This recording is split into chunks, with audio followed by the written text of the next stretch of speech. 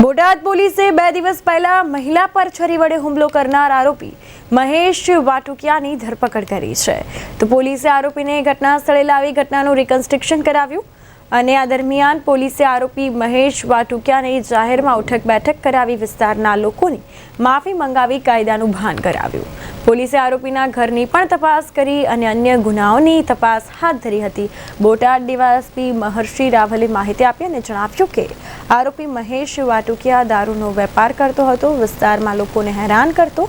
સોનલબેન નામની મહિલાએ તેની સામે પોલીસમાં અરજી કરી અને જેની અદાવત રાખીને મહેશે 2 દિવસ પહેલા મોજીપરા વિસ્તારમાં સોનલબેનના ઘરે આવી ઝપાઝપી કરી, છરી વડે હુમલો કર્યો અને આ હુમલામાં સોનલબેન અને તેમના પુત્રને ઈજા પહોંચી છે।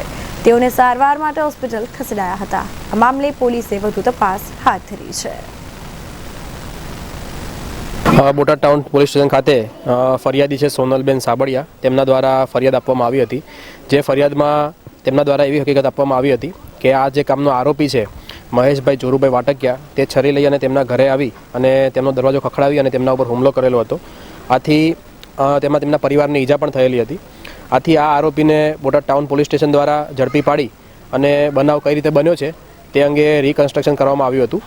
આ સિવાય આ જે આરોપી છે તે આરોપીના ઘરની ઝડપી તથા તેના અન્ય ગુનાહિત ઇતિહાસની તપાસ છે તે પણ બોટાદ ટાઉન પોલીસ સ્ટેશન દ્વારા કરવામાં આવેલ છે।